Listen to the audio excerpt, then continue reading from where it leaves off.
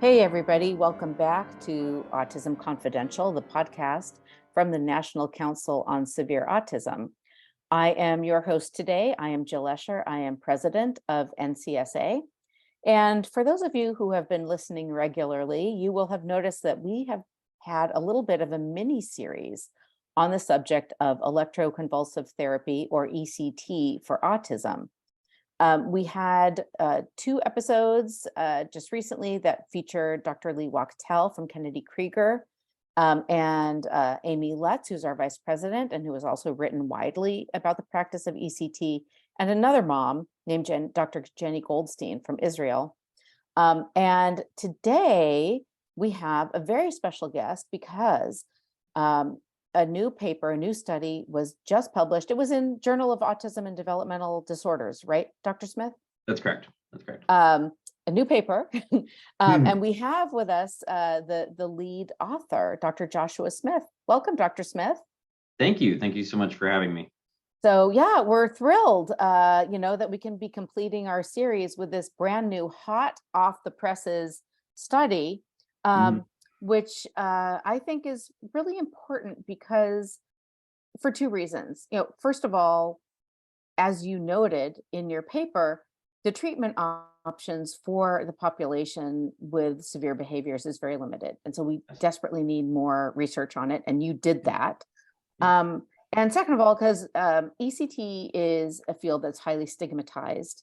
And the work you are doing is moving it from sort of an area of kind of rumor and kind of maybe unscientific understandings, to more of a scientific understanding. So it's an important paper, and it's called Use of ECT in Autism Spectrum Disorder and/or Intellectual Disability, a Single Site Retrospective Analysis. All right, Dr. Smith, welcome. Thank you so much for being with us. Dr. Smith is an assistant professor of psychiatry and behavioral sciences at Vanderbilt University Medical Center and the Vanderbilt Kennedy Center. He is based it's Nashville, right? Yes. Nashville, Tennessee. I've never been there. One of these days, a lovely place. I'll come visit. Yes, good. It's great. I'll go visit you and Dolly Parton. And so let's start off, because in your paper, you do talk about the impetus. What was the reason for even undertaking this study? Can you go ahead and give us a little bit of your background and why you took this direction? Sure, of course. So thank you again for having me. When I did my fellowship training in child and adolescent psychiatry, I was mentored by Gagan Joshi at the Bressler Clinic for autism, and his population of patients that they see there are mostly folks that are verbal, have relatively high adaptive skills. And when I came to Vanderbilt, the plan was actually that I was going to try to mirror something similar to what Dr. Joshi has in Boston. But when I got here, it was pretty quickly apparent to me that there was a real need for psychiatric care for folks with severe behavioral manifestations, recurrent self-injury. So I'm also a consulting psychiatrist to Vanderbilt Children's Hospital. That's where I spend half of my time. And we started using another Catatonia rating scale called the Canner Catatonia rating measure, as well as the classically described Bush-Francis as we were interacting with folks. And we just started seeing a lot of catatonia when we were looking for it and treating it with pretty high success. We actually have some data that will be coming out soon to support that. But as that was going on, let's pause for 1 second. Sure. Because I think some of our listeners will not really understand catatonia. Yeah. Catatonia, I think some people think of as a movement disorder and some people think of as a mental disorder. I've seen different definitions. How do you define catatonia? I think of it as it's all of those things, and it's also what I would describe as an affective disorder. It's a mood disorder and a thought disorder, and also has significant movement challenges associated with it. But what's interesting about catatonia is that it arises from something. It doesn't occur de novo. It doesn't come out of nowhere. There's something that is contributing to its development.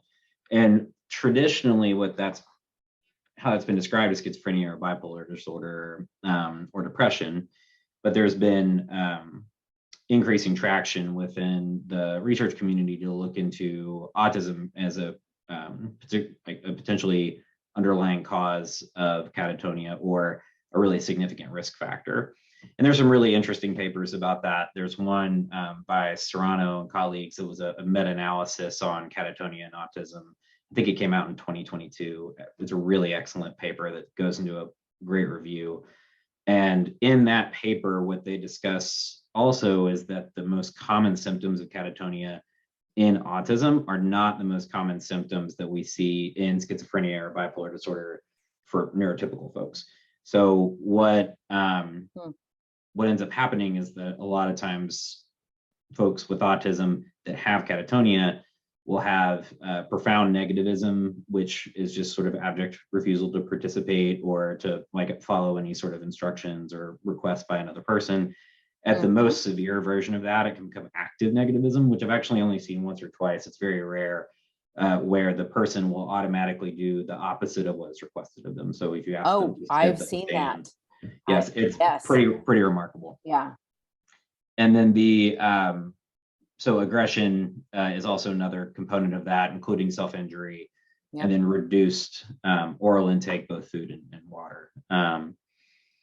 And so that paper really was key for, I think, me in terms of trying to organize my thinking around looking for catatonia in these folks that were coming into the children's hospital with new onset aggression or new onset self-injury, and trying to figure out and tease apart, is this catatonia? And if it is it something that we can treat?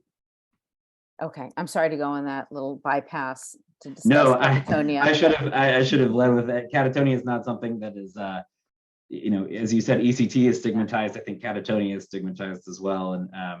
And sort of to follow into that line, ECT is the gold standard of treatment for catatonia, along with generally high-dose lorazepam, which is a benzodiazepine. And those are the two most well-researched treatment modalities for catatonia. There are others, but that's what led to us conducting this retrospective analysis of our ECT use at Vanderbilt.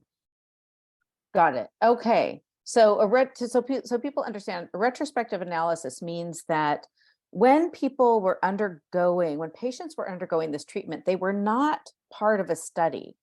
What Correct. The researchers did is they gathered records of these patients, right, who'd undergone this treatment after the fact, and then analyzed, the patient details and the results. That's correct, right?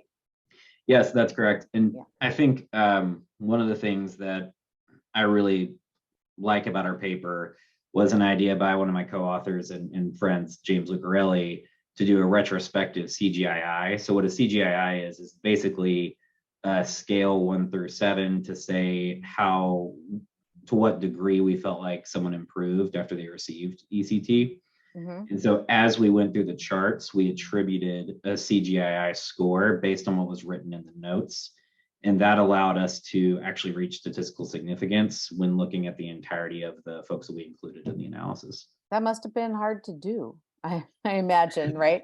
Taking, having to abstract that right into a scale, right, from an impression from notes. But before we get into the details of the study, let's establish a couple things about ECT. These patients were people with pretty severe presentations, right? They had mood dysregulation, irritability. I think I remember psychosis, self-injury, obviously catatonia. What else can you tell us about this patient population? In this paper in particular, we had 3 groups of folks that we were collecting data on. So we had autism with intellectual disability, autism without comorbid intellectual disability, and then folks with intellectual disability disorder.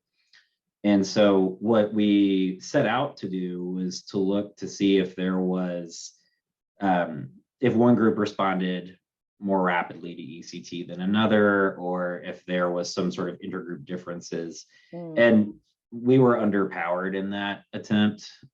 We tried really hard, but we just didn't have enough folks in the study to be able to include in the data analysis.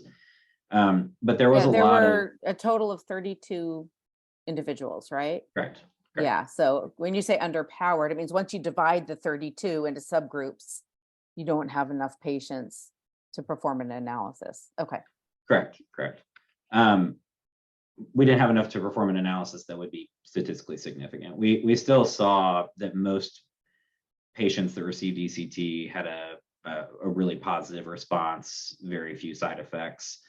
The most common side effect for ECT is short-term memory loss, particularly working memory. It doesn't impact long-term autobiographical memory or memory about relationships or sort of key important details.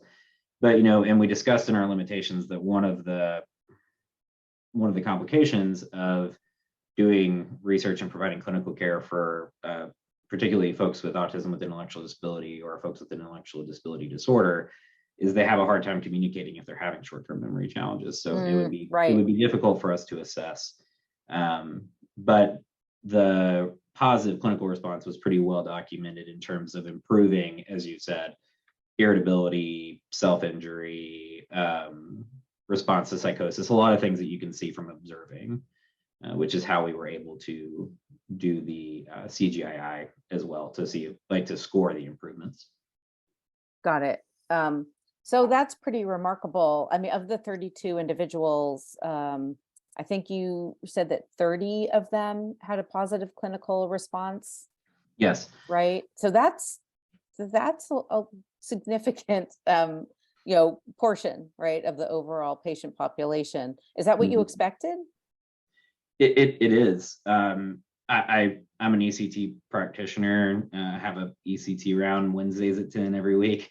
And I see folks get much better with treatment. And I've also treated children at Vanderbilt Children's Hospital who have really severe versions of catatonia due oftentimes to autoimmune receptor encephalitis, where we're doing life-sustaining ECT, have really impressive responses as well. So it's a treatment that works. And I think it's one of the reasons why I've felt really compelled to advocate for destigmatization of the treatment, is that, broadly, it's very safe. It's invasive. I mean, you're going under generalized anesthesia. There's no doubt about it.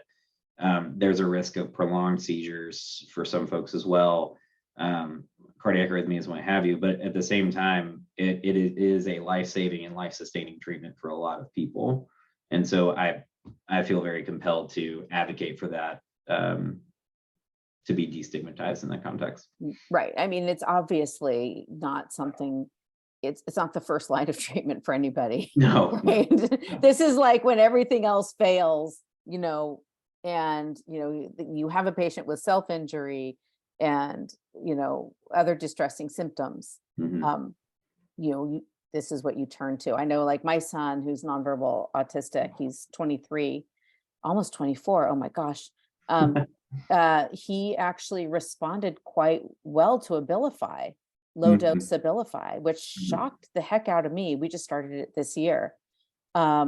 So I think most people fall into like my son's category where, a medication is helpful enough that I don't have to consider something more invasive. But as we know, it's not the case with every patient. We have a little bit of a selection bias, I think, in terms of the patients that we see in my clinic, but that we also see at Vanderbilt Children's, that oftentimes they are patients that have tried a lot of things. Yeah. We actually were trying to recruit for a study recently where we're trying to recruit folks that needed a atypical antipsychotic like Abilify, but had never tried an antipsychotic before. And we couldn't recruit from my clinic. We didn't have anyone who was coming in who had not tried. Oh, of course not. Right. Yeah. Yeah, which was disappointing that we weren't able to recruit, but I think it's a good indication of that. By the time I'm seeing somebody, usually they've tried a lot of things. Yes, yes, they've exhausted their options. So the patients that you saw, about how many treatments did they receive before you looked at the outcomes? So the beauty of doing the retrospective analysis is that a lot of the patients completed their course of treatment. And so we were able to calculate the average number of treatments that they received. And a lot of them moved into the maintenance phase of treatment where they were coming in, every 6 weeks or what have you. Generally the acute phase of treatment, which means getting ECT treatment 2 to 3 times a week. For most folks, it's 10 to 15 treatments, and our study sort of reflected that as well. But there are really severe cases and other cases that are hampered by, distance to the psychiatric hospital. There's 2 cases in particular that I highlighted in this paper where, for multiple reasons, patients weren't able to come 3 times a week. And so we ended up treating them on a weekly basis and not doing sort of the standard acute phase. And they both have had very positive response to ECT. It took longer than what we would expect, but because they had such a robust response, we've continued doing the weekly treatments and providing that support for them. Got it. Okay. So so there's the acute phase where you kind of do several treatments in kind of a short order, right? And then you said there's a maintenance phase. I'm sure that it differs patient to patient, depending on their needs, but is there kind of an average, like how many total treatments they had? That's part of the reason why we ended up doing the study. One of the things we really wanted to look at was maintenance phase. I pulled it up because I want to make sure I was able to give you the specific numbers. But we looked at how often, let me make sure I get the number right for you. So 25 of the 32 patients that were treated with ECT went on to receive maintenance ECT. And what we described maintenance ECT was receiving one treatment per week or less frequent. So it would be like 1 a month, 1 every 6 weeks or what have you. And for maintenance treatments, the median number that was received was 7, the average was 15. And then the length of time between treatments that folks are able to space out before receiving their next one was 14 days for the median and 15.4 for the mean. So that's something, and honestly, that sort of, that mirrors my clinical experience across the board without really considering clinical indication, whether folks are coming in for depression in the absence of a neurodevelopmental condition. That's kind of reflective of what we see. Okay, got it. And about how long is your average ECT session? I'm curious. We have an 8 a.m. round and a 10 a.m. round, and usually families come in with the expectation that they'll be there for an hour. But the actual ECT treatment itself is very brief. So we have 6 folks come in and we, prep them, and then we treat 6 in order. And a session of ECT in and of itself is probably less than 3 minutes. Wow. Okay. It's very short. If a seizure that's induced by ECT goes on for usually longer than 2 minutes, we'll intervene to break the seizure with a medication. But really 2 minutes is about the actual treatment itself, and how long a seizure persists is how long we'll let things go. Yeah. And the patients are there because they have to receive the anesthesia. They have to recover from the anesthesia. Right. That's most of the time. Okay. So yeah, anesthesiologists are big on your team, I assume. Oh, yes, they're instrumental in what we do. And we have a really great group that we get to work with. We're very fortunate in that. So let's talk about the changes in the symptomology, if you will. That what do you see in terms of clinical improvement? can you give us some examples? Sure. So I think on the most severe end of the spectrum would be recurrent self-injury, usually in a non-speaking person with autism and comorbid intellectual disability. And seeing the intensity and frequency of that reduce with subsequent treatment is key. And what we do is we will use catatonia rating scales to make sure that we're taking a systematic approach to assessing catatonia. And the reason I go back into catatonia is because the prevailing shift in the research suggests that recurrent self-injury is probably on the same spectrum of catatonia for generally non-speaking folks with autism and intellectual disability. And so we'll take the catatonia rating scale, and I use two. I use the Bush-Francis, which is the sort of classically described catatonia scale.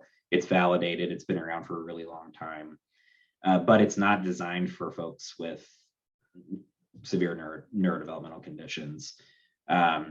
And so there's another scale called the Canner catatonia rating scale that's both a severity assessment and also a physical exam. And so I do both of those things. One of the unique aspects of treating folks with catatonia is that you can actually see their physical exam change over time. So as catatonia improves, you'll see one sort of classic physical exam finding is posturing. So they'll have their arms in sort of odd positions. You'll see that go away. Ambient tendency is getting stuck in a movement, stuck in like a motor execution movement, generally with trying to shake the hand. And you'll see those things resolve as people are getting better. There's also vital sign changes. So tachycardia, like elevated heart rate, elevated blood pressure can also be associated with catatonia if it's malignant. And you can see that improve as well as treatment is persisting. Yeah, I mean, I know so many families with, teenagers, young adults who suffer persistent self-injury and kind of psychosis, like a psychosis-like condition. I don't know what to call it. For whom medications don't seem to help very much. But there's very little access to these treatments, and I do want to talk about that. But before I do that, tell me, there are some non-responders, right? There are people who try ECT and it doesn't seem to help. Yes. Are there any common denominators there that you can see from a clinical perspective? In our study, one of the individuals that did not respond, there's been a long-term concern for temporal lobe epilepsy as a contributing factor to his overall presentation. And then there were a few other cases where there was concern for autoimmune encephalitis that did not have an identifiable antibody. So usually if someone has autoimmune encephalitis, you do a lumbar puncture and you look for antibodies that are causing the encephalitis. But in some instances, that's not identifiable. But there are still results based on brain MRI that suggest that encephalitis is happening. And then there's also active symptoms. Catatonia is the most common psychiatric manifestation of autoimmune receptor encephalitis that we would intervene, where we would use ECT in that instance. And so in our study in particular, it was individuals who had either seronegative autoimmune encephalitis or concern for temporal lobe epilepsy who did not respond to treatment. Is that kind of what you've seen in clinical practice as well, outside of your studies? Yeah, I think that for seronegative autoimmune encephalitis, and in this instance where there's suspected temporal lobe epilepsy, both of those conditions are really hard to treat. And like we talked about earlier, catatonia comes from something. And when it comes from something, the most important thing to do is treat that thing that's causing the catatonia, right? Like you can treat the catatonic symptoms, but if you don't address the underlying cause, your right. hands are tied. And so I think in both of these instances, in our study in particular, it's very hard to treat those underlying conditions. It's very hard to treat seronegative autoimmune encephalitis and a suspected temporal lobe epilepsy. And so I think because we were really doing symptom management with ECT while working with our colleagues in other areas of the hospital and trying to treat the underlying condition. Yeah. Well, fortunately, that was a minority of your patient population. And the vast majority did experience meaningful improvement. I do want to kind of move now to this question about treatment access. Yes. I know there are a couple issues, some of which were highlighted in your paper. There's a dearth of clinicians that are trained to use this. There are some restrictive legislation. Some people don't live in areas where it's available. Can you speak to this issue about access to ECT and what really needs to be done to make it available to those families that are in desperate need? Yes, I think that you did a great job highlighting a lot of the challenges. We also wrote a letter to the editor in the Journal of Child and Adolescent Psychiatry just a few months ago, discussing another case of a child that doesn't have autism, but has a psychotic disorder that we treat with ECT. And he has to come from a really long way away, even though he's in a state with less restrictive legislation than Tennessee. Tennessee has one of the most restrictive legislative codes around ECT in the country, along with California and Colorado, where if there's a child under the age of 14 who needs ECT treatment, we have to go before a judge to have the judge sign off on the patient receiving ECT, even if the parents are consenting. And so that definitely puts up a pretty large barrier in terms of access for kids in Tennessee if they need it in sort of emergent instances. You can treat with ECT if it's an absolute medical emergency, and then sort of retroactively go back and discuss with the judge and have them approve it. But certainly that's a risky proposition medical legally when there's so many hurdles to jump through. So if you can stabilize medically without the use of ECT, a lot of folks will. And then in California and in Colorado, they have, I'm less familiar with their legislation, but I believe their age cutoff is actually higher than ours. I think it's at 16, and legally challenging to access ECT in that instance, even if parents are consenting or guardians are consenting. And then in other states, there's very few providers that are available. And then if providers are available, oftentimes they're doing inpatient care and they don't necessarily provide outpatient ECT, which is also an issue that we've run into because in Tennessee, there's very few inpatient psychiatric hospitals that'll accept non-speaking folks with autism. In fact, probably none. Our closest hospital that would accept it is Laurel Heights in Atlanta. And when they leave, and if they need outpatient ECT, then that becomes really difficult to arrange. And so there's a lot of barriers to care and to access for folks that would benefit from ECT in that instance. Yeah. I don't know, what exactly can be done to improve that situation. Maybe it's just the dearth of practitioners, maybe it's the reimbursement structure, maybe it's just a belief system, that has put this on the back burner, or a combination of all of it. But it really should change because I think there is a growing need for this intervention, and obviously a growing population of young people and young adults with severely disabling autism. We're not looking at a small population. We're looking at 1% of the population with these sorts of disorders. So Yes. It's a very large patient group that needs more attention. I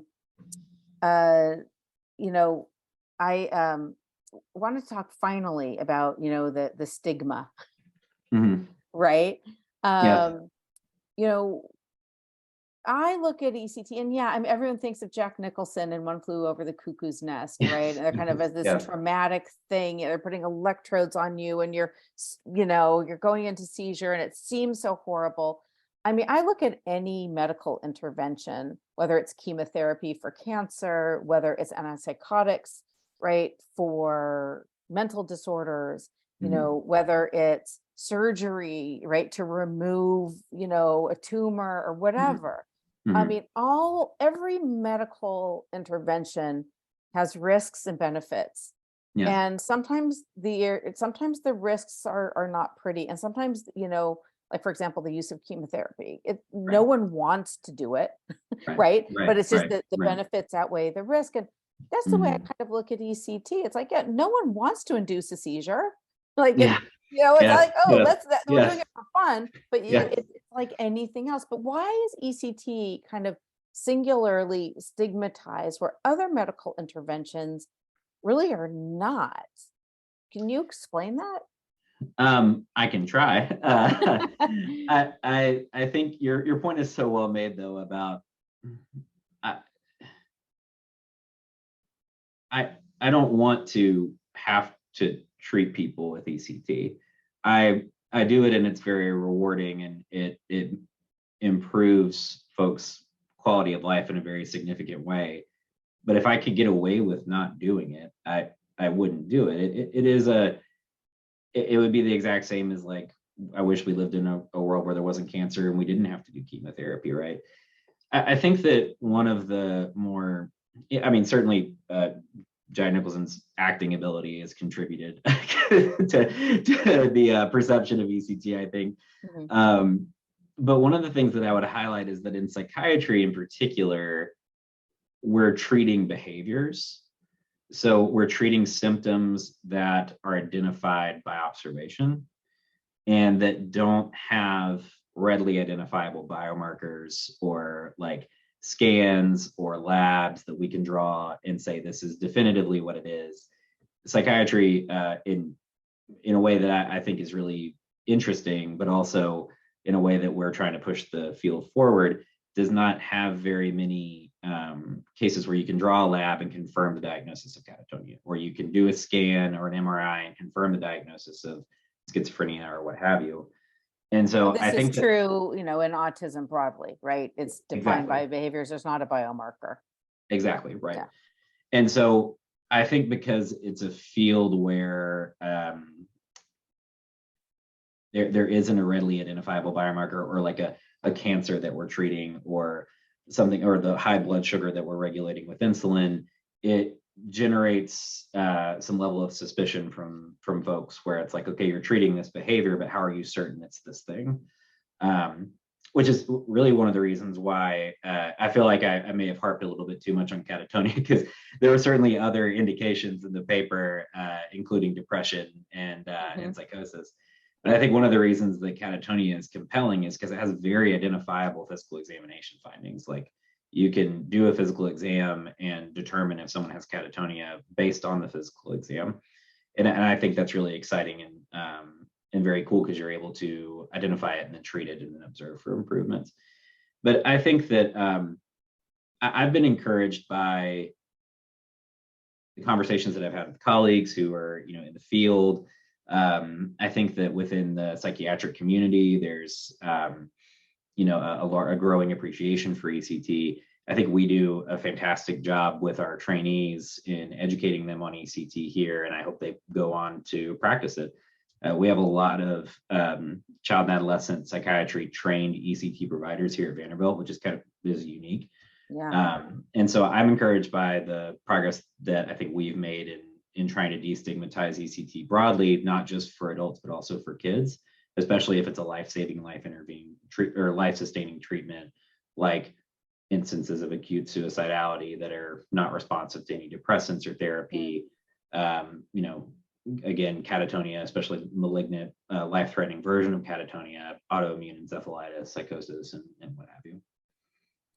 Right. Well, I definitely think that you're contributing very important um, new material, to the field, and it will inevitably over time help open up, the field to this intervention, and help, at the end of the day, help patients who are suffering.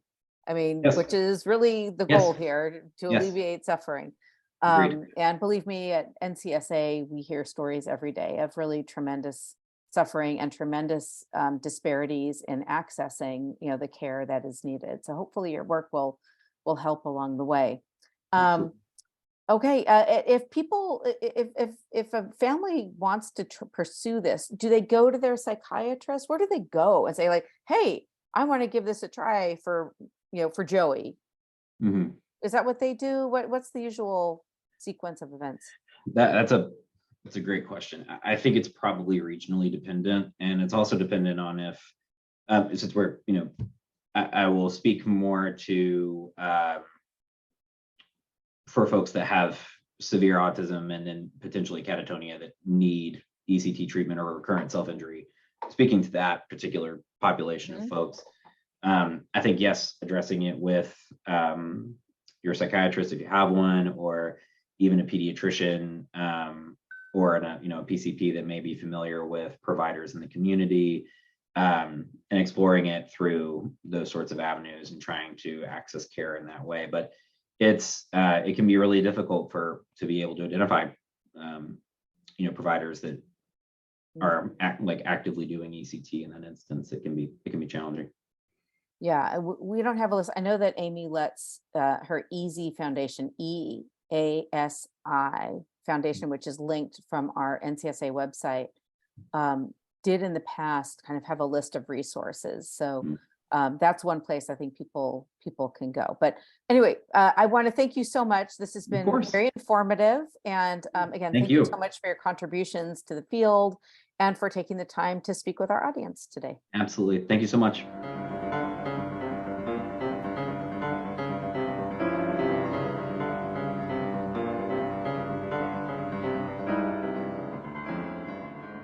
Thanks for tuning in to Autism Confidential.